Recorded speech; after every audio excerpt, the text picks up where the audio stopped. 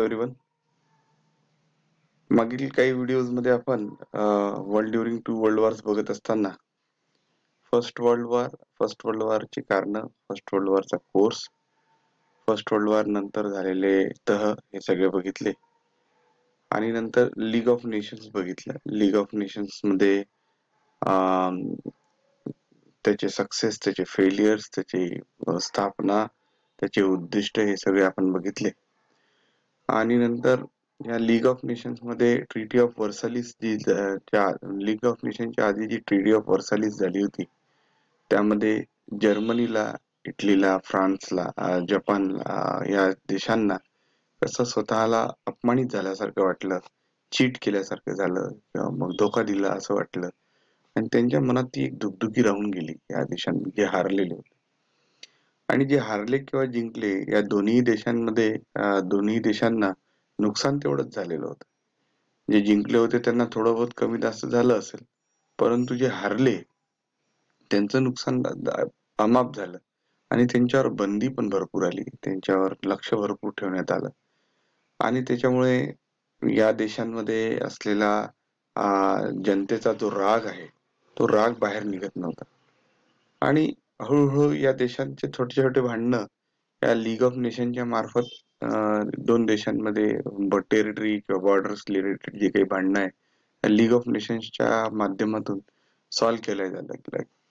परंतु छोट्या छोट्या देशांची भांडणं सॉल्व्ह व्हायची, मोठ्या देशांची भांडणांकडे कोणाचंही लक्ष जायचं नाही आणि त्याच्यामुळे लीग ऑफ नेशन्स वरून लोकांचा भरोसा धीरे धीरे कमी होत गेला आणि अल्टिमेटली डेमोक्रेसीवरून सुद्धा लोकांचा भरोसा उडत गेला आणि डिक्टेटरशिप जगामध्ये हळूहळू तिचे पाय रोवावं लागले. आज डिक्टेटरशिप जर बघायची असेल तर डिक्टेटरशिप फक्त कोरिया सारख्या किम जोंग नावाचा जो राज्य डिक्टेटर आहे तो आहे, बाकी कोणीच डिक्टेटर म्हणून राहिलेलं नाही. परंतु त्या काळात युरोपमध्ये फासिझम आणि नाझिझम या दोन ठिकाणी, इटली आणि जर्मनी या दोन ठिकाणी जबरदस्त त्यांनी आपला ग्रीप धरला. त्याच्यामुळे आपल्याला भरपूरशा गोष्टी भोगाव्या सुद्धा लागल्या. हे आपण 3 गोष्टी मागील मागील काही व्हिडिओज मध्ये बघितले आणि आता आपण सेकंड वर्ल्ड वॉर कडे वळणार आहोत. सेकंड वर्ल्ड वॉर मध्ये काय कसं झालं, कुठे झालं आणि त्याची कारण काय होती आणि कसा फर्स्ट वर्ल्ड वॉरचा किंवा लीग ऑफ नेशन्सचा किंवा राईव्स ऑफ डिक्टेटरशिपचा कसा त्याच्यावर असर झाला हे सगळं आपण सेकंड वर्ल्ड वॉर मध्ये बघणार आहोत. तर माझी विनंती राहील की ज्या मुलांनी आतापर्यंत जे लेट जॉईन झाले किंवा ज्यांनी बघितलेलं नाहीये त्यांनी मागील दिलेले काही व्हिडिओज जे तुम्हाला दिलेले होते ते तुम्ही बघून घ्यायचे आणि एकदा परत हे व्हिडिओ बघितल्यानंतर सुद्धा तुम्हाला एकदा परत हे सगळं चॅप्टर्स वाचावं लागतील जेणेकरून तुम्हाला उद्या या सगळ्या गोष्टी समजायला तेवढं अवघड जाणार नाही. सो आपण हिटलर बघितला, आपण मुसोलिनी बघितला आणि नंतर मग हिटलरनी कसा पॉवर कॅप्चर केला हे बघितलं. आता हिटलर जर जर्मनीचा चान्सलर होतोय, आपण बघितलं की त्या 1933 मध्ये 1913 Hitler became the chancellor of Germany. तर हिटलर चान्सलर होतोय that means that he has the त्यांनी एक लोकांना स्वप्न दाखवलं होतं की मी तुम्हाला आपला बदला जो आपल्यावर जो आपला जो अपमान झालेला आहे पूर्ण जगाच्या पाठीवर आपण तो बदला घेऊ आणि त्या हिशोबाने त्यांनी मिलिटरिझम पण वाढवलंय. आपण बघितलं होतं रेशियल सुपेरियरिटी आहे, आम्ही आर्य आहो आणि आम्ही सगळ्या जगावर राज्य करू शकतो. एक्स्ट्रीम पॅट्रियटिझम होतं, राष्ट्रप्रेम हे खूप जास्त प्रमाणात होतं आणि याच्या मनात जो राग होता, आपला पहिल्या महायुद्धात झालेला अपमान हा कशाही प्रकारे आपण तो भरून काढायचा आणि त्यासाठी ज्या देशांनी आपल्याला त्रास दिलेला आहे त्या देशांना सुद्धा आपण त्रास द्यायचा आणि त्या देशांना आपण कॅप्चर करायचं. आणि ही जी महत्वाकांक्षा होती या महत्वाकांक्षेला त्यांनी त्याच्या भावनेतून, त्याच्या भाषेतून, भाषणातून, भावुक भाषणातून ते सगळ्यांसमोर प्रस्तुत केलं आणि लोक त्याचे धीरे धीरे फॅन होत गेले इथपर्यंत आपण बघितलं. आणि हिटलरनी म्हटलं त्याप्रमाणे वागणं जर्मन लोकांनी सुरुवात करून दिली. आणि जसं जसं सगळ्यात पहिले त्यांनी जसं पोलंडवर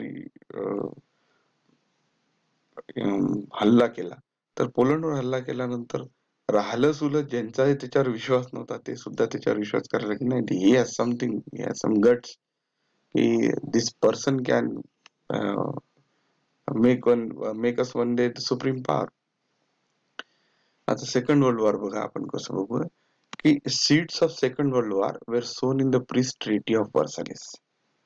वर्सालिसला जी पीस ट्रीटी झाली होती, आता ती बघितली आपण, की त्याच्यामध्ये सगळे जे हारलेले राष्ट्र होते त्यांना काही पाबंद्या आल्या होत्या, की बा तुम्ही काही करायचं असेल तर पहिले जे जिंकलेले राष्ट्र आहे यांना विचारल्याशिवाय तुम्हाला काही करता येणार नाही.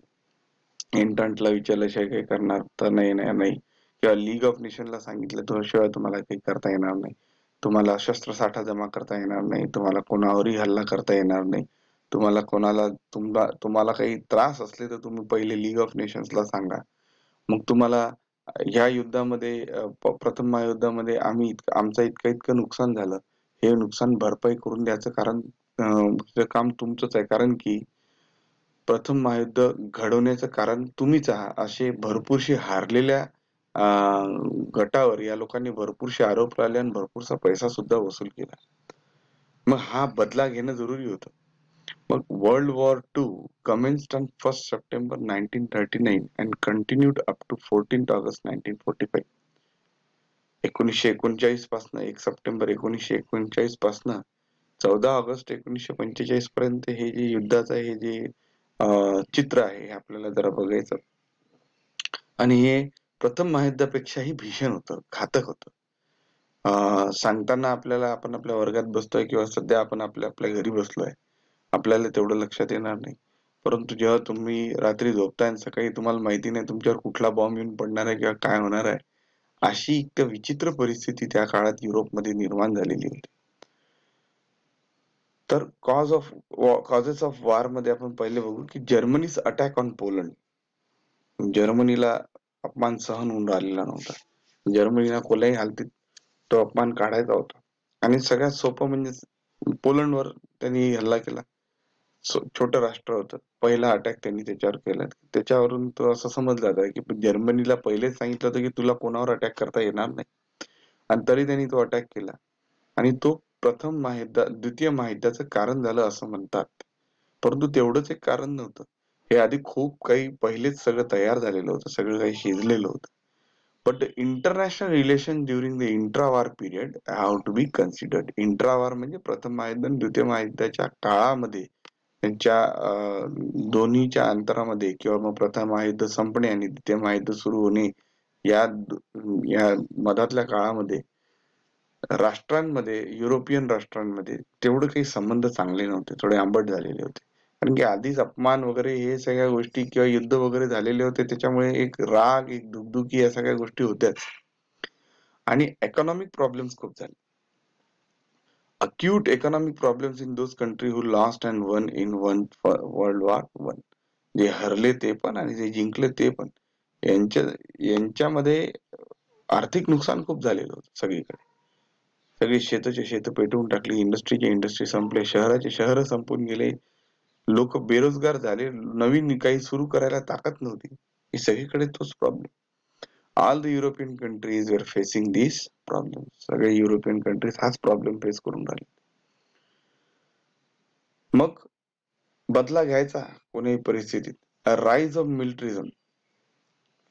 मग failure in democratic system led to the tilt for dictatorship. Military dictatorship आली की लोकांच्या लक्षात आलं की डेमोक्रेसीमध्ये काही दम नाही, आपण ते बघितलं. आणि मग त्यांनी धीरे धीरे डिक्टेटरशिप कडे वाढले. मग ते डिक्टेटरशिप कडे चालले तर मग मिलिटरी डिक्टेटरशिप, साधा सुद्धा डिक्टेटर आहेच नाही. Peace treaties and territorial settlement चुकले. Many territorial changes made in Europe during the peace treaty.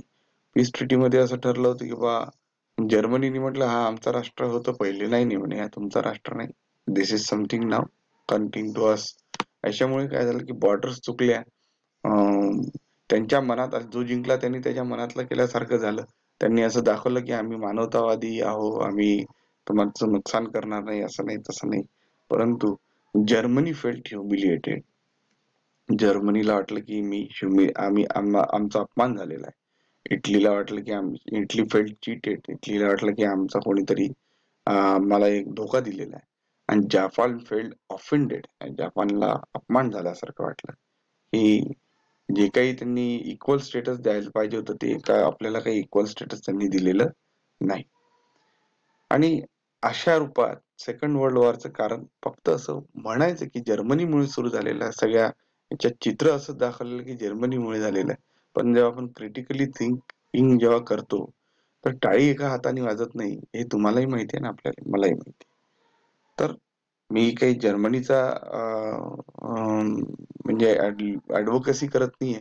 जर्मनीने जे काही केलं तेही चुकीचंच आहे. परंतु इंग्लंड, फ्रान्स, अमेरिकेने जे काही केलेलं आहे हे काही तेवढं बरोबर नाही. तर त्याचे कारण काय ते पुढे आपण बघू की जर्मनी इथपर्यंत आला कसा, जर्मनी इथपर्यंत फोकावला कसा, काय झालं की जर्मनी इतके बंधनं असल्यानंतरही जर्मनी मध्ये आतल्या आत इतकं सगळं होत गेलं, त्याच्या मागे सुद्धा कारण आहेत. तर इंग्लंड याच्या मागे मुख्य कारण आहे. इंग्लंडला वाटलं की आपण पुढे बघूच, आता मी सांगण्यापेक्षा क्रमवारी सांगतो की सेकंड वर्ल्ड वॉर मध्ये failure of league of nations हारला, फेल पडला. कारण तुम्हाला सांगितलं की बा छोटे छोटे राज्य असतील तर त्यांच्यावर याची हुकूमत चालायची, परंतु मोठे राज्य आहेत जसं फ्रान्स आहे, इंग्लंड आहे, रशिया आहे, यांच्यावर यांचं काहीच चालायचं नाही. अमेरिका तर बाहेरच होता, यांच्यावर यांचं काहीच चालायचं नाही. यांनी काही केलेलं चालायचं, यांच्यासाठी ते नियम लागूच नव्हते. So England policy of appeasement. England in absence of America fail to offer powerful leadership. आता अमेरिका नव्हताच लीग ऑफ नेशन मध्ये, मग ती सगळी जबाबदारी कोणावर आली? इंग्लंडवर. आणि इंग्लंड शांती बहाल करण्यासाठी तेवढा काही खास त्यांनी फेलियर येत गेले, त्यांनी प्रयत्न केले परंतु तेवढे विशेष नव्हते. Instead of resisting the aggression of Hitler, England try to appease him. आता लक्षात घ्या तुम्ही की हिटलरला शांत करण्यापेक्षा, त्याचा हल्ला थांबवण्यापेक्षा त्याच्याकडे दुर्लक्ष जाणून करण्यात आलं. त्याचा उद्देश काय होता? England has also expected that Hitler will attack Russia and will destroy both. इंग्लंडला असं वाटत होतं की हिटलर आता हा जो काही त्याचे शस्त्र बनवून राहिलेला आहे त्याचा राग हिटलरचा सगळा रशियावर आहे, आपल्यावर नाही. आणि आपल्यापर्यंत पोहोचायला वेळ लागेल, परंतु रशिया याला शेजारच आहे, म्हणून हा रशियावर पहिले हल्ला करेल. आणि रशियावर हल्ला करून रशियाही तेवढा पॉवरफुल आहे आणि हिटलर जर्मनी सुद्धा तेवढीच पॉवरफुल आहे, आणि हे दोन्ही राष्ट्र एकमेकावर हल्ला करतील आणि दे विल डिस्ट्रॉय बोथ. आणि या एका गोष्टीकडे ह्या एका फॅक्टरकडे लक्ष देऊन इंग्लंडनी जर्मनीला त्याचे पॉवर्स वाढवू दिले, त्याला त्याचे काय म्हणता येईल, त्याचे शस्त्र वाढवू दिले, त्याचे टेक्नॉलॉजी वाढवू दिली, त्याच्याकडे जाणून दुर्लक्ष केलं आणि मिलिटरिझम यांचा धीरे धीरे वाढत गेला. इंग्लंड सच इंटेन्शन इन्क्रीज्ड हिटलर्स अग्रेशन. मग इंग्लंडच्या अशा एका उद्देशामुळे हिटलरने काय केलं, त्याचं अग्रेशन, त्याची आक्रमकता वाढवून घेतली. जर्मनीला वाटलं इंग्लंडचं आपल्याकडे लक्ष नाही, आणि वाटलंही असेल तरी जर्मनी पूर्णपणे तयार होता की मी इंग्लंडला सुद्धा धडा शिकवू शकतो. तर असं एक चित्र तयार झालेलं आहे जिथे लेकरू जरा धीरे धीरे टुक्कार होत चाललाय, परंतु वरच्यांचं मोठ्यांचं कोणाचंच लक्ष नाही, आणि त्याच्यामुळे त्याचा टुक्कारपणा वाढत गेला आणि तो इतका वाढला की तो सगळ्यांना भोवला. म्हणून मी तुम्हाला म्हटलं की टाळी एका हाताने वाजत नाही, त्याला कारण भरपूरशी असतात. आणि इथे सुद्धा तसंच झालेलं आहे की जर्मनीचं वाढतं अग्रेशन इंग्लंडच्या लक्षात आलं होतं, परंतु इंग्लंडचा उद्देश काय होता की जर्मनीने हे अमेरिकेवर हल्ला करा, सॉरी रशियावर हल्ला करा आणि हे दोघंही संपुष्टात या. पुढच्या व्हिडिओमध्ये आपण कोर्स ऑफ वॉर कसा धीरे धीरे वाढत गेला, कसं काय पहिलं युद्ध जर्मनीने कोणावर पोलंडवर हल्ला केल्यानंतर काय झालेलं आहे, हे आपण सगळं पुढच्या व्हिडिओमध्ये बघूया. वाचणं विसरू नका आणि वाचल्यावरच हे परत व्हिडिओ एकदा बघा. थँक्यू.